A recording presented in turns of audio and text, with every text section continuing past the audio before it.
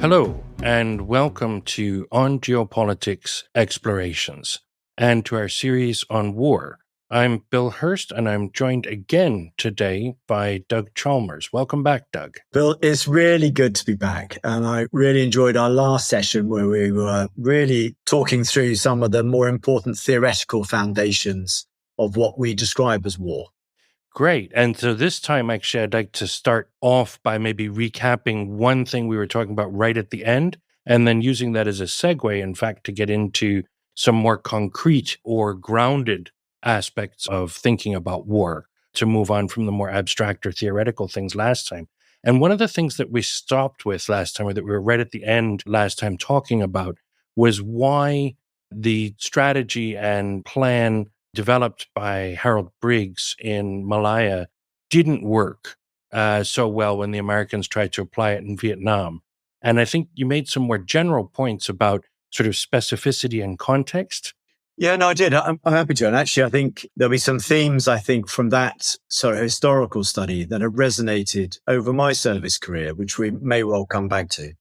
I think the first bit is, Harold Briggs, or General Sir Harold Briggs, as I should refer to him, was very experienced. I think we touched on this last time. He was called back to go across to Malaya and in many ways designed this strategy, which actually he didn't see to fruition, because then Templar, who's more known, came in, but he very much sort of edited a little bit and evolved. But the basic strategy was the Briggs plan, as you talked about. Now, Briggs had been in Burma during the war, therefore had a better understanding, I think, of the region than sometimes people give credit. Now, Malaya is not Burma, but it's in the area where you're getting into the local understanding, the local tolerances, the local demographics, and how life is lived in that area and what matters to people. I think he did have that. So he had some subconscious background and knowledge when he went into it. And I think that helped him have his eyes open when he arrived in Malaya, which is a peninsula. There's the normal bits of any geography. And on a peninsula, that factor matters a lot. It's quite a narrow peninsula, because many of your listeners will highlight that arguably Vietnam sits on a peninsula, but the scale of it, the fact it's within a state, it matters a lot. Then there were the ethnic Malay and Chinese split, which also fell into the issue of the insurgency that was going on. And where some of those areas were geographically, that meant that things like mass resettlement, which was one of the strategies of it, could be done here. And I think I'd mentioned that it was not a new idea. It had been tried in the Second Boer War a long time ago. But the British, I think, had learned the real peril of that strategy. But here, an evolved motion of it in an area of geography that could be well done, I think, or understood could be done. And that's where it then coupled that with population spatial control based on the geography of the Malayan Peninsula, I think, played well. The other bit that I think is important to remember is that Malaya was still a colony, and therefore the police force, the judiciary, there was still a colonial architecture that was based around British institutions, as was then in that architecture, with senior police officers, senior judges, etc., all of that together. And that we were the colonial power, and therefore were the state in more regards than not. Now, below that obviously was local governance, but it had a structured gearing into the organs of the state.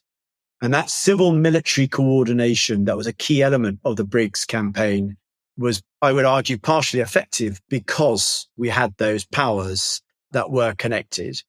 And they were unified under colonial governance through the governor, which obviously when Templar comes in, he takes over that seat and has the authority to unify these strands together.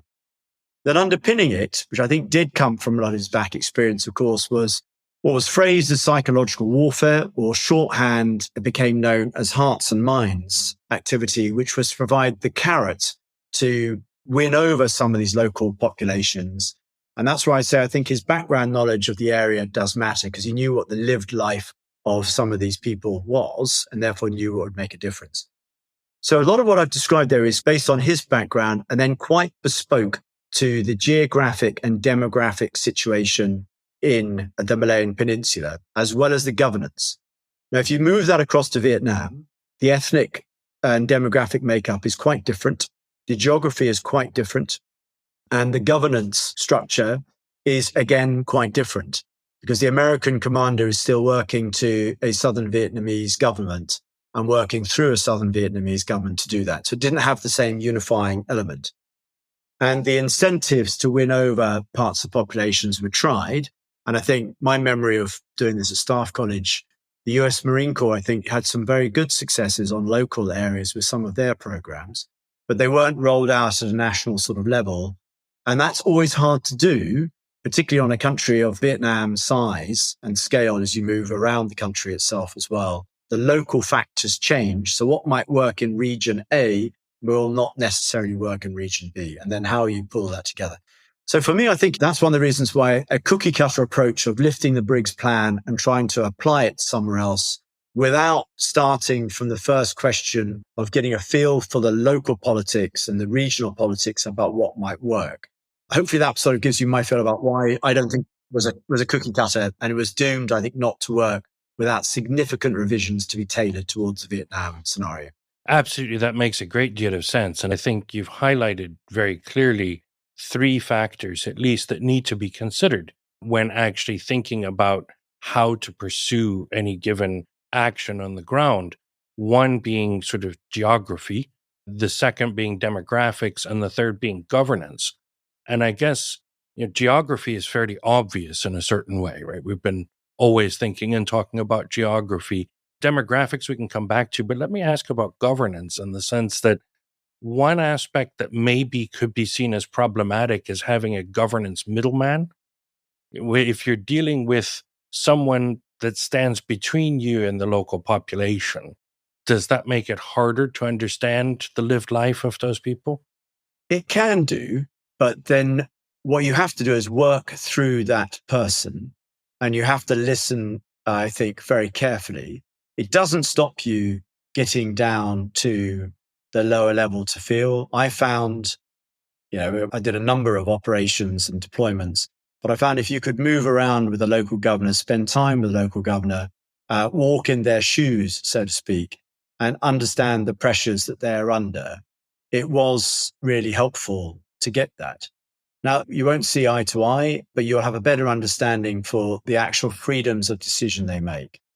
And I can't know if we talked about this in my last podcast with you or not, Bill, but I used to hammer on about 2 words of empathy and rapport with my soldiers. I did 4 tours in Afghanistan, for example. But actually, I learned this lesson mostly when I was in Cambodia on a UN mission, a peacekeeping mission, which was the transition authority from the Khmer Rouge being the UN accepted government to an election that then moved that back into Cambodian sort of government. And it was transition authority, lots of disarming exercises, an election period, and quite a lot of governance. I learned a lot about food and other bits like that. But what I learned there was you met all these people who profess to have power to help you achieve these objectives. And I found that I had to work hard on having empathy with them, because I would naturally assume that if he wore a captain's rank or a major's rank, I would jump to an assumption that I know what power he had. And I found that in Cambodia and repeatedly, both in the Balkans, Iraq, Afghanistan, everywhere I've been, I found that that assumption is very, very dangerous. You need to spend time understanding how much power this person actually has and have empathy for their bounds of what they can do. Everyone sits in a hierarchy, and it's a matter of knowing where that person sits and then having enough personal rapport with that middleman, as you described it, to move that person to the edge of their decision-making power. Now, rapport is not friendship. Rapport is having a degree of respect for each other over time. Friendship might come from it. And I'll be honest, when I was a youngster, I confused friendship and rapport in the same thing. It's not the same thing, because you need to be able to have very tough conversations on occasions that won't go through. That's really important. And that's how you work with middlemen. Now, what I have seen in the past is not happening. And I'll give you an example of that. Doing counter-ISIS, actually, I did a lot of work in the Iraqi MOD and a number of the other Iraqi ministries. I remember asking one of the team about, when I first arrived, how do they organize themselves? And a wiring chart was provided for me. And I then asked, how did you get this wiring chart? And it was a classic hierarchical diagram that I was very familiar with. And they said, well, we gave them a copy of ours and they've given us a copy back. I remember thinking, there's no way Iraqis make decision in this hierarchical structure. The Arab way of consensus and familial links is going to be lying as a diagram behind this. And it took me time to work out how the network of power within that hierarchical diagram can go. The reason I think it's really important is sometimes there can be frustration that the middleman that's there isn't doing our bidding and not working in our way. And there can be a temptation then to engineer things and change the middleman. I've never seen that work very well, because then you end up with someone that may not have the local power and connections that you didn't understand. And then you're in a world of hurt. Another way of describing it is work with the grain. So that's a long-winded answer, but it's one as you picked up probably. I learned the hard way, and sadly, I've witnessed it sometimes not go right subsequently as well. Right. So it's essential then to understand not just who the counterpart is that one has to deal with, but where they sit in this larger kind of political and social context of both the military apparatus, but also presumably civilian politics and society as a whole. Absolutely. Because I think and I'm glad you raised that last bit, actually, because, we come from a military. I say we, the British, I would say many of your listeners to this, particularly coming from sort of NATO countries, come from an area where the military class are professional soldiers and they are apolitical, consciously so. And that's been our history of our countries, that political generals generally don't do well for stability in the countries, and professional soldiers are apolitical do. We come from that. But many of the places we go, that is not the norm. And actually, many of these people are connected politically, either through familial links or through business links into that. Understanding some of those links, I think, really, really is important. And then also, of course, to understand the broader society, right? To understand how ordinary people might be interfacing with those military actors on the ground. Absolutely. And I could pick a whole raft of vignettes on that one, but I'll give you one. As I mentioned just now, I did 4 tours in Afghanistan, all in Helmand, varying lengths, because I was a reserve battalion and then a task force commander. But on my first one, which was down South Helmand, and we took over from a US Marine Corps unit, and it was quite a difficult time, actually. And there was quite a lot of fighting going on. And it's a bit like being in a washing machine at the time. And I remember sort of reflecting afterwards, trying to analyze exactly where we'd been and what we'd done and what we'd been involved in. And I realized that some of the fights we had were not necessarily with the Taliban. They were with groups who were not part of the government, and that we'd walked into ancient feuds or tension, often over water rights or farming rights or something else that was going on into this. And one side had the support of the government and the other side didn't have the support of the government. We were obviously on the side of the government, and therefore we were sometimes being told those guys are Taliban, and therefore it being sort of lined up in that way. I don't think some of them weren't Taliban at that stage, but there was a fight and we ended up on one side of the fight. So therefore trying to see through some of that and understand the local agendas, and then trying to distill from that which ones to engage in and which ones not to engage in. I'll be honest, it took me 4 tours and I never quite cracked the code all the time. But I was more open or more alert to the fact that not everyone that shoots at me is the Taliban. Some of them just feel I've backed the side that's anti their existence, and therefore they are in a position to do. Therefore, picking the right gunfight, as I used to say to some of my infantry platoons and companies, was a real art of skill in order to move forward the longer term objective rather than short term. So that's a bit of another long-winded answer, but it's quite tricky. And you've got to understand the local grain, because people will try to co-opt you to their causes. Including, I imagine, some of those interlocutors or counterparts, right? That you've spent all this time developing empathy and rapport with, for example, Afghan military or officials, but they may have an agenda within that local political context or local political grain that might then complicate your ability to see past that. Yeah, it's true. One of the benefits of doing sort of 4 tours in the same place is actually I kept on going back and meeting the same Afghans in slightly different roles or jobs, and also getting a sense of what they thought of each other, which was really helpful as you got more time in there. And that cross-queuing, I think, really helped me do it. Many of the Afghans I worked with were utter professionals, actually, and trying to do the right thing. Others less so. But actually, I could pick that up because they were more sort of locally element. But some of the locals I worked with, one particular officer in the NDS who was a local but was just phenomenal, sadly was killed. I could trust his sort of judgment, but I learned to trust his judgment over a number of tours. And then the Afghan army that we worked with were often not local, and their perspective, therefore, I found really helpful. One of the Afghan brigade commanders we worked with, one could speak multiple different languages and dialects and had a good feel for the local situations and what was a valid activity, what was an invalid activity, and his sort of antenna about trying to help navigate between the two.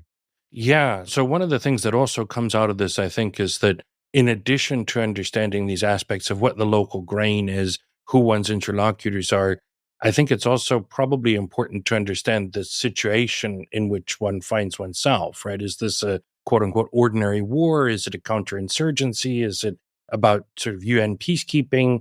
That makes a difference, I assume, for how things go and how one has to think about them. Bill, very, very nicely put. And it absolutely does. Yeah, if I look over my career, I was in Northern Ireland multiple times from the 80s until the 90s. For us, it was a limited campaign. We were in support of the police. And you remember Thatcher's sort of elements to this. On the IRA's side of it, it was less limited. If you look at what they went to do to try and advance their sort of causes at that time, clearly that was not chess. We were playing one game. They were playing a different game. And then in Cambodia, as I mentioned, I was a member of the UN Transition Authority. I was then in Bosnia, quite a long stint in Bosnia, where I started with the UN during the siege of Sarajevo, where we were there to enable humanitarian aid, if you remember. Then we saw through the Dayton Accord with the peace process, and then NATO stepped in and I sort of helped on that bit. Again, quite different. I then invaded Iraq as part of the Armored Division, which was really removing the sort of the Saddam regime at that time.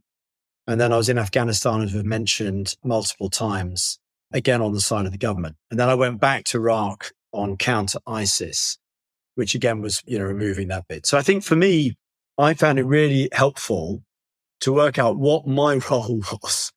Am I a peacekeeper? Am I on the side of the government, or am I acting as a British agent after British interests, or am I in an alliance or in a coalition? That last bit really matters, by the way, because the coalition is always going to achieve more than a national element. There's always a tension between being a national entity and being a coalition entity. But the coalition, I think, is really important to lead further on. But then also work out who else is in this campaign and what's their perspective and where do they sit and what might their objectives be. And if you step back and look at it, then you get a better feel for what your role is and what your limits might be and where your actions might be. But you do need to work out who the other parties are. So if you're in the UN mission, you're supposed to be neutral and sort of guarding that way. The intelligence information bit is different. If you're in NATO, you've clearly got a harder edge to it. And the Dayton gave us that a harder edge. And my memory of UN in Bosnia was hard work. Sometimes you'd be witnessing things that were just very hard to stomach. You couldn't intervene. And then working with a raft of the agencies and the factions that were there. And that was my job as a faction liaison officer. Was tough, but they also knew that our mandate in the UN was weak. Whereas when NATO came in under the Dayton, they knew its mandate was strong and we had the ability and the capability to force things through. Overnight, things changed. So that knowledge, as you say, I think is really important about who you are, what you are, but then also understanding what the other people in the network are and what their agendas are. Have you ever found a mismatch between what something is officially called and what something actually is?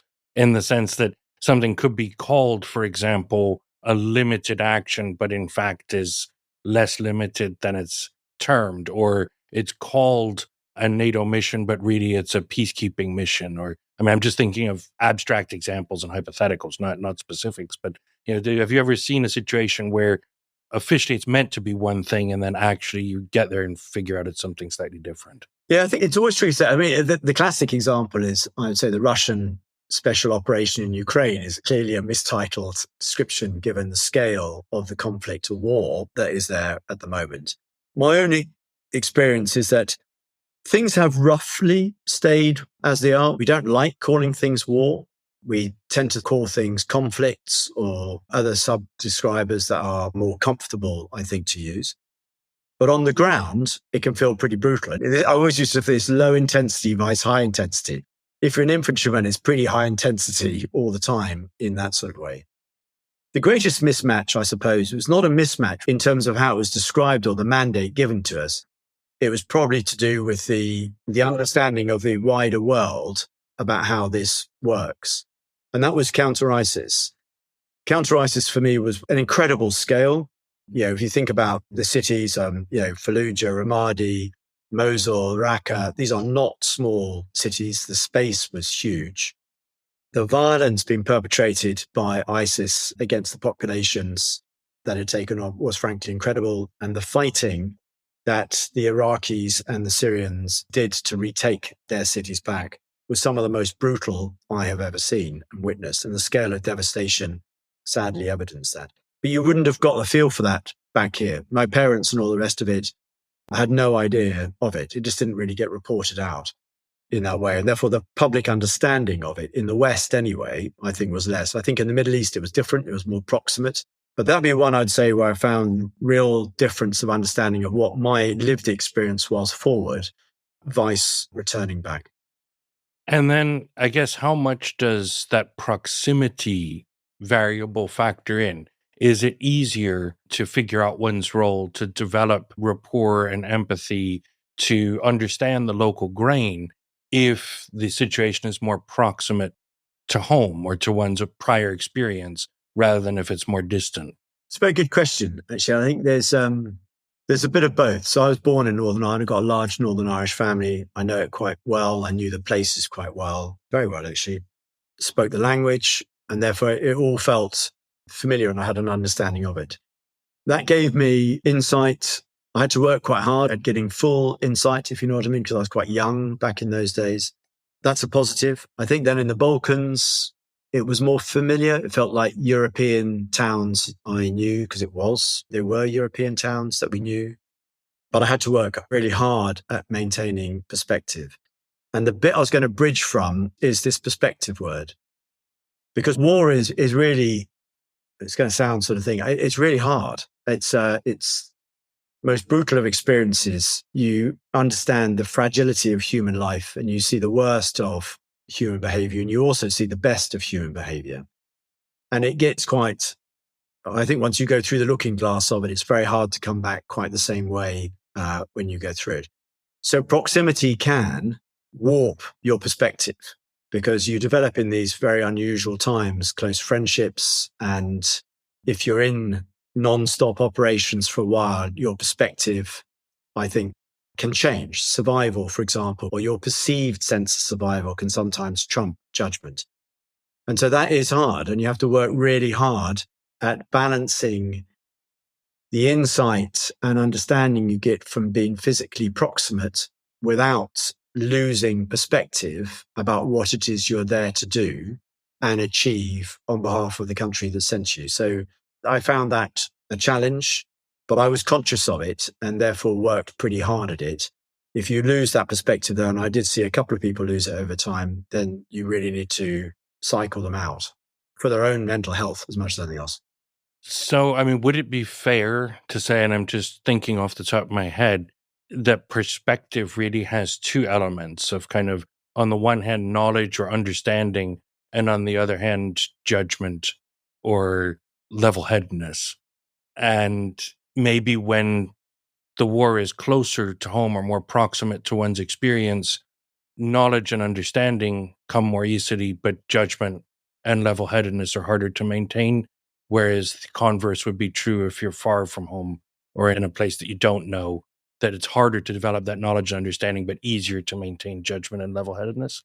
No, I can see what you're saying. I'm not sure, actually. I'm not sure that's true. Because as you get emotionally involved, even in a faraway place with your partners, and you're going to be working with partners, whether they be Afghans, Iraqis, Syrian Kurds, whoever they might be, you develop a friendship bond with them, with humans. That's what goes through. And you go through those Syrian experiences you will go into.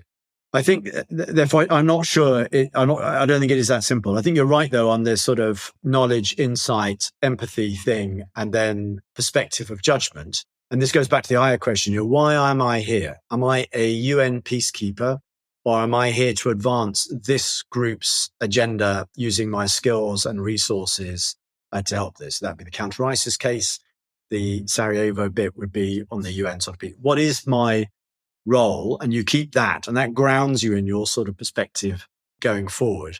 But no, I think it's all quite human, and you work at it. I mean, I went on patrol a lot. My partners, I got to know them quite well. I think sitting down, breaking bread with them works well. I think it's essential actually to do that, because then you are able to build empathy. But it's a risk. And I'm glad you raised it, actually, because the more I think about it, it is a risk, because the toll that comes from doing that is this exposure to the stuff I've just talked about. You become connected to their issue. But if you don't, you might as well be an alien spaceman that's come down onto it. You have no idea of the local governance. You have no idea of the local situation. All you are basing everything on is on thermal pictures and map pictures and moving target indicators. That's not getting into the human grain of what is going on and what is causing the problem. So I think you have to take a bit of a risk by engaging in this way in order to try and work out what is the local grain, what is the potential out from this problem, and how do you then tailor your military actions now to try and set up tomorrow. If you don't engage that way, I think then you are not necessarily setting up tomorrow. You could actually be hindering tomorrow if you do it. An example, I think, where it works quite well, I think in the counter-ISIS element, I think the coalition worked hard to work with our Iraqi, if I stick to Iraq, on the retake of some of the cities there, working really hard with our Iraqi partners to better understand them. But in parallel, also working with some of the Iraqi governors whose cities it was that we're going to retake. And then we would think through things like governance, aid distribution, displaced persons, etc., before we did operations and work it through. Now, if we didn't have those relationships, we may not have been able to lay out a path for what comes tomorrow. Because for us as the coalition, we were there to enable a local response and then get out of the way. We didn't want to stay involved in it, but we had to we might act as a marriage counselor, but we would help do it. So for me, I think you raise a very good question. Is there risk in getting to know this sort of, as I call it, empathy and rapport? Yes. But I think it's essential if war is to play a part in creating an out or a solution of some form, albeit temporary or long-standing. Looking at it from a slightly different angle, do you think it's easier or harder to engage this way and develop this kind of perspective as one advances in age and rank? If you think about the young infantryman, for example, is that person so worried about just surviving and keeping up with the rhythm of daily life and work that they can't think about this, or they don't have the experience to think about this, versus a high level officer who maybe has more time, more experience, but may have a harder time actually engaging with the full society and the full spectrum of what's going on the ground, or maybe colored by past experience or past judgment a little bit more? Yes, the last one, I can't remember the name of the book. It's The Human in Command or something. I forget who wrote it now. But there's a bit in that book, which, when I was sort of curious about the theories of cooperation, very much highlights that every human's judgment is going to be shaped by their experiences, their background, going into it. So the first test from that book was to analyze myself, knowing what biases I am bringing to a situation, and then trying to read into the person on the other side of the table so I understand what sort of biases they might be bringing to the table. So there's homework to be done in order to set up the stage forward. That's the first bit, which I think is really important. In terms of the larger question to it, I found most of my soldiers over time, young private soldiers, were very curious and interested in it. My NCOs were there. They want to do well. Sometimes you'd have to control it, though, because it's back into knowing what you are. We're not here to become the local government and provide local services. And that can be quite hard sometimes when people see, a standard of behavioral governance that is below what they're used to seeing in their hometown, if they can do something to help. But controlling that, I found, was best tackled head on. But I found most of our young soldiers were interested in why they were where they were and what they were trying to do before it. And as you say, they do have time, and it can be quite, you can dwell on them. So actually sometimes this bit I think works quite well. Senior officers in parallel actually don't have this time. They have the opposite. They have no time. And therefore cutting time, and I'd learned this, I say, from Cambodia all the way through, therefore ensuring that my team made time in my diary in order that I could sit down and have dinner with the head of the NDS or the Iraqi Chod or whatever it was that needed to be done on a regular basis so I could build a relationship and build empathy. That did not go well in the Western view of what work is, but for me, it was absolutely critical work, but you have to force that time and it's hard. Fortunately, in counter ISIS, we were very well resourced and therefore the ability to move around and therefore for me to be able to do work in odd places was enabled. Yeah, digress, but an old sergeant major of mine, my first RSM actually as a battalion commander, he sort of picked up on an old American quote, which was, don't confuse computers with work. And what he meant by that was you need to get around and floor walk and get to know people and talk to people. But in this sort of coalition world, it absolutely matters because you often have no authority over these people. You've only got carrots to try and impress them or to get them to alter their behavior. And relationships really matter. And you only get relationships by putting in the time and be culturally sensitive, which for me, the quickest way to get culturally sensitive was to eat with them. Right. And that was true in Cambodia, in Afghanistan, and Iraq, and all of these different settings, right? Yep. I've eaten a lot of very different meals. It might be a subject of my memoirs one day. Yeah.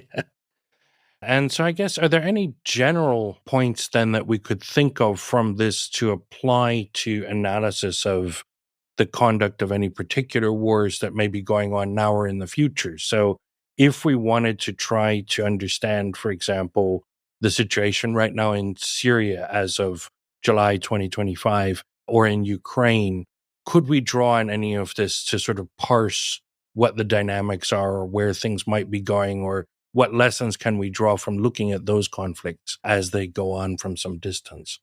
With care, because if I take you back to your Briggs point, is cookie cutters don't work. There are some general truths, which we talked about in the last podcast we did. There are things like the principles of war, which I think are still very good handrails to follow. And there is a variety of different doctrines that are out there. Knowledge of partners, for example, there's some really good stuff on that, which I think are all guardrails to do. But again, back to our Briggs analogy, you have to look at each case on its own point. And I would say that we haven't talked about this much before. Depending on how violent the war is or how large the war is, depends on how much the other things matter at any given time. So, for example, when I was in Afghanistan, I had the need to do the governance mattered because I was there to advance the government's writ, for want of a better word, in these areas. So therefore, for me, working with the local government had to matter. On counter ISIS, we had to roll back what was a large conventional army that had become fielded and then work with governance. You had to get rid of ISIS and work it through. So it's quite conventional. And in Ukraine, you are still very much the conventional fight that they're in now is existential for the Ukrainians. And therefore that does dominate everything. But behind that, they'll be thinking about the governance, about how they rebuild their economy, how they regain some of those areas once they're regained back, how the governance will flow back in. And I gave you that vignette about how cities in Iraq, when they're regained, how we'd think that through.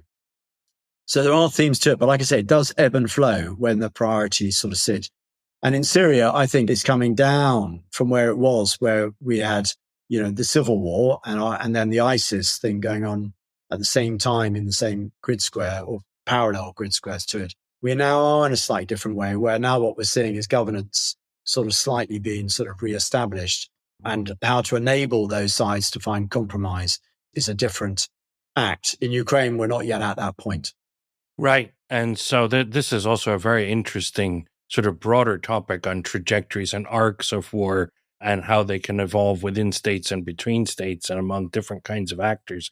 But for today, let me just thank you very much for these two episodes that have really been fantastic, and also express my strong hope that we'll be able to have you back in a future episode or two of the podcast to talk about some of these other issues. Bill, it'd be a joy. As you know, much of what we talked about that actually underpins why you and I have connected here in Cambridge around the Centre for Geopolitics. I think the Centre of Geopolitics is trying really hard to find these regional and local strands and understanding in order that more sustainable options or choices can be understood. But thank you for your time, Bill. Thank you. Thank you very much, Doug. And thank you, everyone, for listening.